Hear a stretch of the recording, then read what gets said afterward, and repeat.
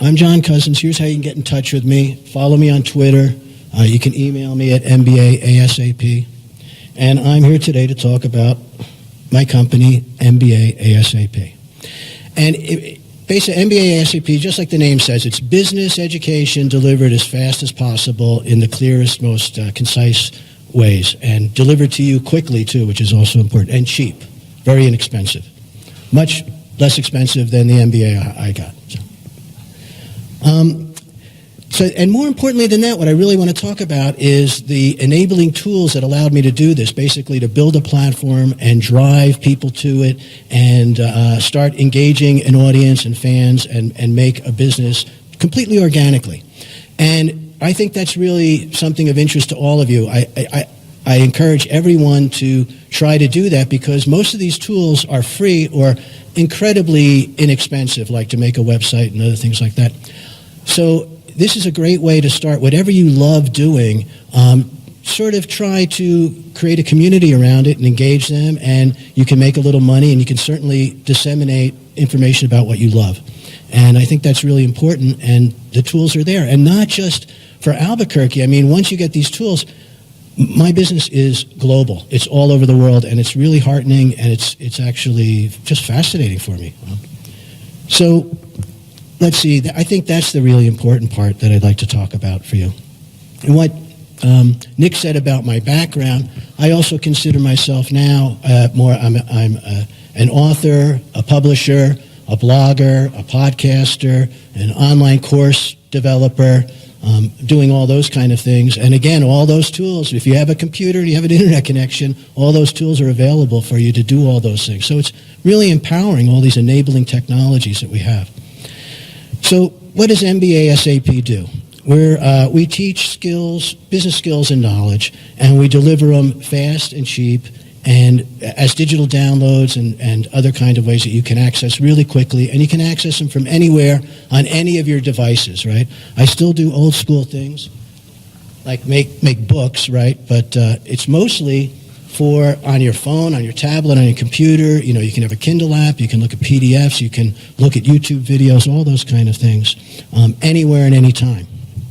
So it's skill sets basically to help you help you to be better at your job, and also to help you to create a side business, get that side hustle going, because now we're in the gig economy, right? It's good to have a number of different revenue streams. This is a way to get that going.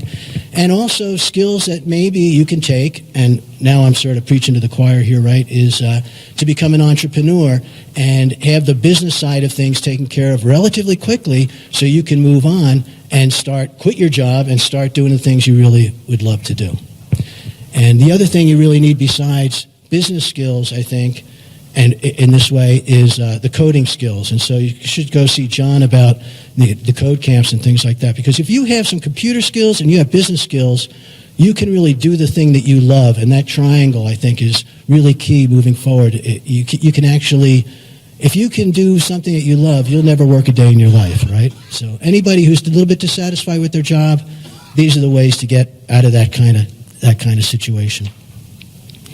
So what I do is I've been a teacher, and I apply the concepts of accelerated learning to breaking down, deconstructing, business education and delivering the 20% that's going to give you the 80% of the practical results that you need. So, that's the mission, and I don't want to go belabor the point because I think you folks all get it. I mean, this is a self-screened group, right? You're here because you already know that business is a way to a better life and all the things that you want to do. So you understand that it's a catalyst for a better life. And the mission of MBA SAP is really in line with the mission of what you're doing here, right? Fat Pipe, the Y Combinator training that they have going on here, all of UNM's things, the big building that's going on across the street, CNM and the coding things that are going on, the city's initiatives, Million Cups, the Kauffman Foundation. There's a great website that they have, by the way.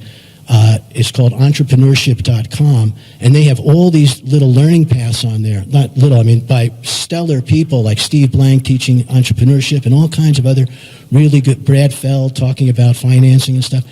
little embedded videos in little segments that you can look at. And there's plenty of online courses too and stuff. What I like to do is think of what I do as maybe a gateway, right? It's the enabler. It's not the end. You don't read my books and look at my stuff and then say, okay, now I know it all. I can go forward. In the day and age we're living in now, we really have to start thinking about continuous education. How do we keep our skills going forward? I can tell you and in business, most of those skill sets are relatively the same, and they're not going to change that much, it doesn't look like. Management and leadership, they're pretty much the same. Accounting, finance, pretty much the same. The one thing that has changed incredibly and transformed in the last 10 years is marketing. Madmen wouldn't recognize how marketing and growth hacking is done today.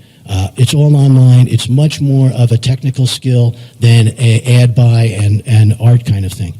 That has changed, and that's why if you had a job in marketing and you had a linear career and suddenly they say, okay, build us an algorithm and get us going on growth hacking and get us a viral content and all this, you'd be like, oh my gosh, there's no linear way that you would have developed into the career today if you've been in it for 20 years. So that's why you need to continually up your skills, level them up, and reinvent yourself. And that's what I try to be the transformative catalyst and agent for.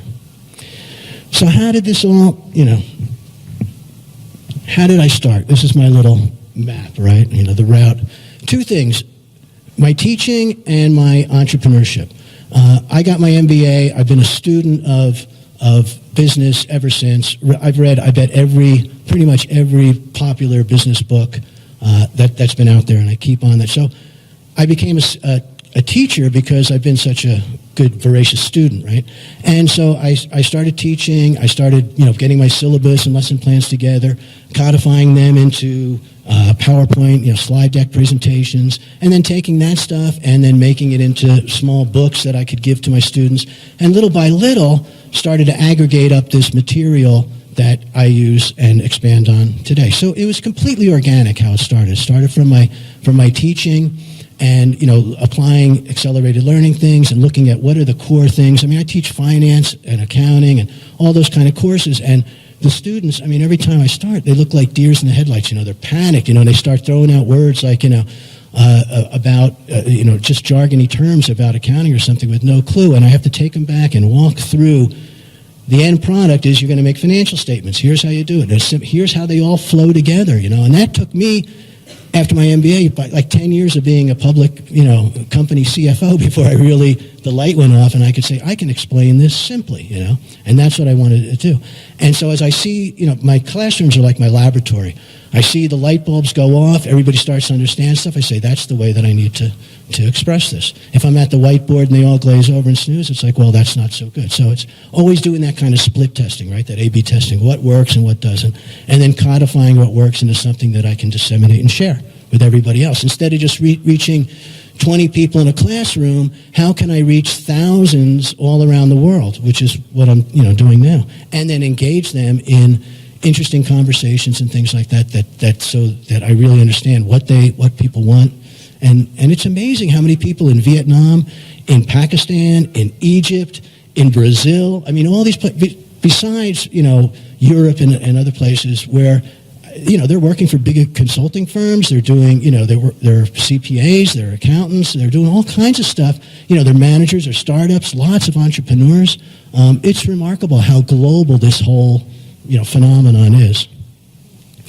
And so on the entrepreneurship side, I was looking for, how to create passive income. I saw lots of people doing that, the Tim Ferrisses, the James Altuchers, the Seth Godins of the world. And they were doing all this kind of online, books and podcasts and driving people with all this kind of content. And then in my classes, I'm teaching, marketing, and you have to build a marketing funnel. And you have to know about Google Analytics, and you have to, drive from social media to your website and do some, lead generation and develop a good email list and do all the split testing and all this. And so I decided that, well, heck, if I'm going to teach this stuff, I better actually walk the walk, right? And start applying this stuff and seeing if it really works. And so it was like, do it, big fella, So that's another thing. It's kind of a recursive project where what I do then feeds back into my teaching, and then that, it sort of helps in those ways too. So really, really very enjoyable. And I encourage you all to try to do something similar with what you love, So that's how basically I started. And now talk about what it is, right? It's basically all these kind of different subjects and contents, right? Understanding financial statements, corporate finance, marketing, growth hacking, digital marketing, online marketing, all that kind of stuff. Leadership, management, the difference between the two, communications, negotiations, which is really a critical part of any type of business, especially nowadays where management, if you're going to use a lot of outsiders, say if you're going to build a mosaic for an entrepreneurial thing of the different skill sets you need, and you're just going to hire them through freelancer or something like that, you need negotiation skills because you don't have those hierarchical, lines of authority anymore. You have to convince people of what they should do for you, right? So all those kind of things. And then the key is really how you put them all together. That's the key. How do you synthesize these things? So you're sort of like a C-level executive, right? You got this toolkit, what tools to pull out when you need them. And that's really critical. I mean, a lot of the education I had, it's all these siloed courses. You take accounting, you take marketing, you take leadership, you take negotiations, and there's no real, how does this all go together? Sometimes there's a capstone, but even that, doesn't really pull it together in a meaningful way. And so then you're hurled out there in the real world, and you just got to start figuring out, when do I use what and how do these things go together? And it takes some time. So I'm going to be sensitive to that with people. So here's just a couple of my books, different topics. So this is the key for that's more general, right? Using this, building a platform, and by platform I mean having some owned assets like a website and an email list, some social media assets that you're using to drive people to that, and then content. And the whole thing's about content marketing, engaging audiences, having lots of free content, things that you develop with people. The average right now is before somebody buys online, they've read 20 pieces of content by whoever it is. 20 pieces. So you really have to have a lot of stuff, and you have to deliver value. I mean, it's a foregone conclusion that you have to have good material, right? You're not selling smoke. It has to be good. After you build up a relationship and they're encouraged and they understand, then they start to buy into what you're doing. So I take all those different content type of subjects and then deploy them through all these different media, right? Paperback books, and these books, they're all done by Amazon. I mean, Amazon is an amazing company. Every book that I do is basically a paperback of my ebooks, and Amazon does publish it print on demand. So you don't print 1,000 copies and keep them in your garage and hope you sell them and have all this working capital tied up. When somebody clicks to buy it, they print one and it goes out to that person. So that's another part of this business model. There's no working capital. Everything falls to the bottom line, essentially, and it's a beautiful thing, right?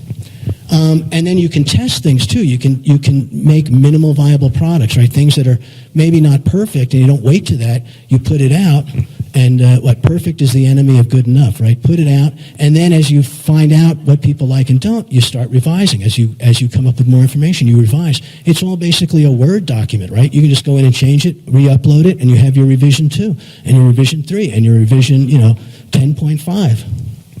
So then I do ebooks, and I use a paywall on my site, digital downloads, which is really good. Very simple, right on my site. And then I also use Kindle, which is another just amazing Amazon tool. And KDP, Kindle Direct Publishing, is fantastic. They really work with you. You can make professional books as soon as you have your manuscript done. Audiobooks through Audible. Amazon, again, they own ACX. That's how you can produce your audiobooks. So I just take these things, read them into my computer, upload those files, and I have audiobooks. I have a blog. My blog works 2 ways. I blog articles, and then I can test. If I get a lot of likes for that article, that's something that maybe can be a book subject. If it goes sort of, if people are cooler about it, maybe I revise it a little bit, or maybe set that aside and go after the hot topics. And so I do it 2 ways. I'll aggregate up from the blogs to make a book, and also if I make a book, I'll take out different sections and blog those and say this is extracted from my book. So it's a nice process here too. I have a newsletter that I send out to my email list. Email lists are key. MailChimp is the best way to go with emails. I mean, for the first 2,000 subscribers you get, it's free, and they just made their automation last month free. So it used to be $200 a month for MailChimp automation. last month they decided to make it free for everybody who uses it. It's a remarkable tool where you can set up onboarding series or whatever you want, and those emails to go out to, say, if somebody just subscribes, maybe once a week or something like that, so they get all the pertinent material you want, all done automatically. So once you set these things up, too, the beauty of it is this whole pipeline just runs on its own and just continues to run. So you're leveraging all this automation that allows you to work on things while everything else is just being done automatically, which is really remarkable.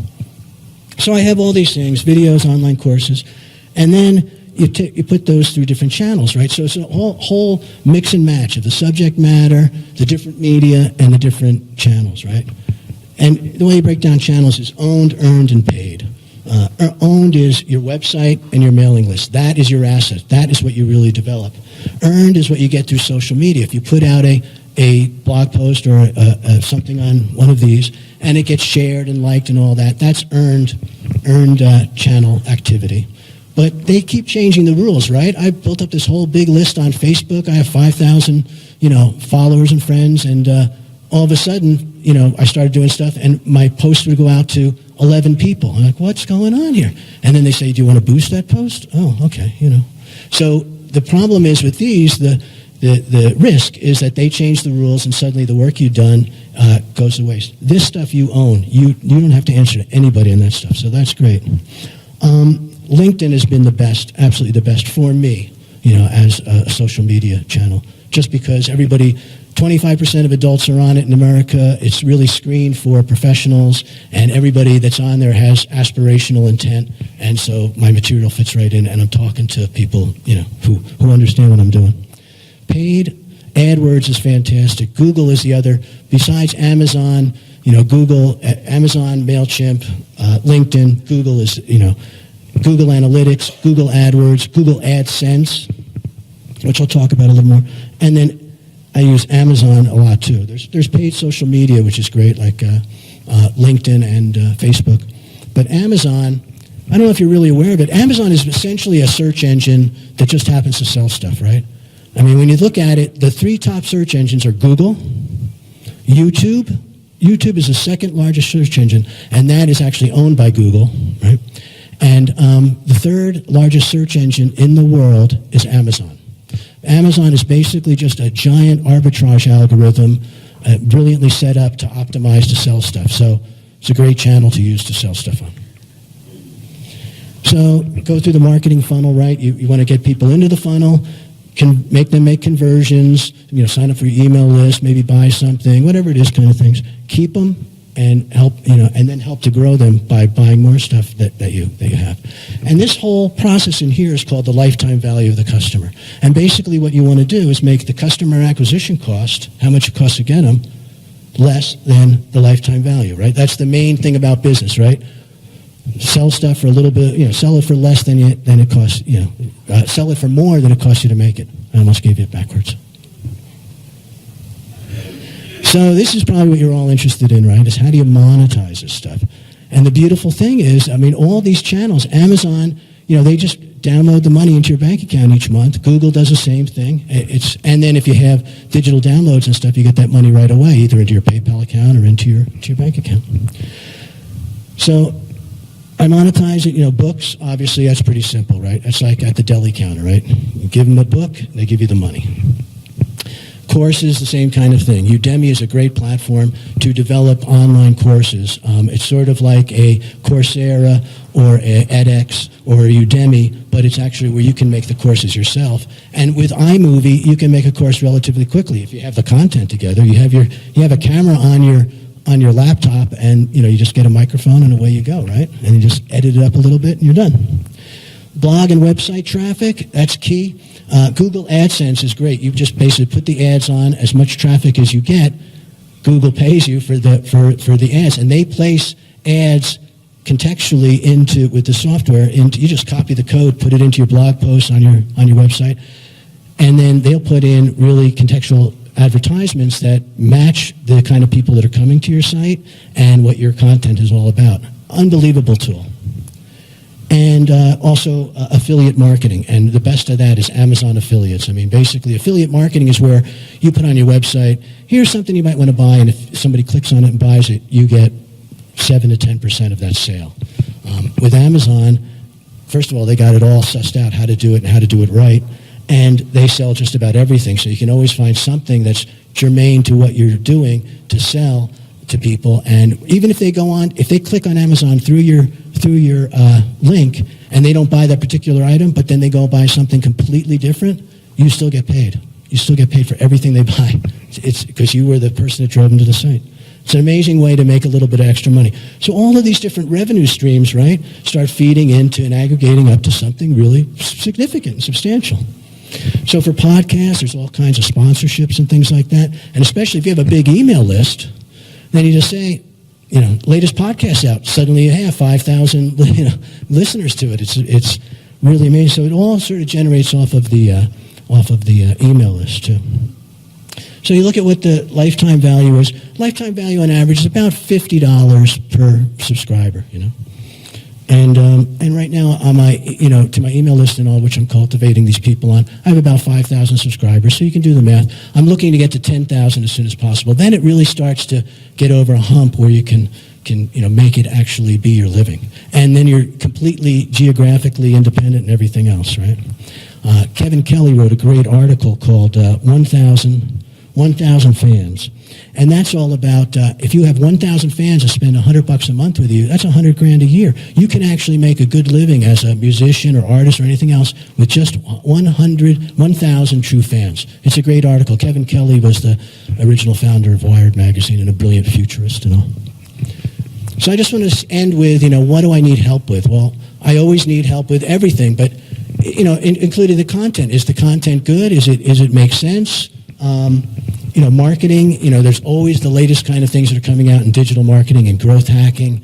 If you follow Sean Ellis or any of these Ryan Holiday and these big growth hacking guys, there's always ways of making things viral and leveraging marketing. Technical things about video, audio, and podcasting. Now, I came out of the broadcast industry. I was a systems engineer for ABC for a decade, but man, things have changed dramatically and they keep changing. So always looking for the simplest, bestest tools, right? And that's changing all the time. Social media, how to better use Google Analytics and other analytic tools, how to do better split testing, all that kind of stuff. So if anybody out there is interested in that kind of stuff, and I sure could use some help. So thanks. If you go to my website, MBA-ASAP, you can download a free ebook on 10 minutes to understanding financial statements. It'll tell you the skinny on if you ever felt cowed or intimidated by what a balance sheet, an income statement, and a cash flow statement especially is, and how they all flow together, and why that's the end product of accounting. And once you know that, then anything with accounting, all debits and credits and journal entries and general ledger and all that stuff will make sense because you'll have a context for it. And that's really what I try to do, is teach that core principle, and then everything else starts to make sense. You can start slotting in the details because you have a context. And thank you very much.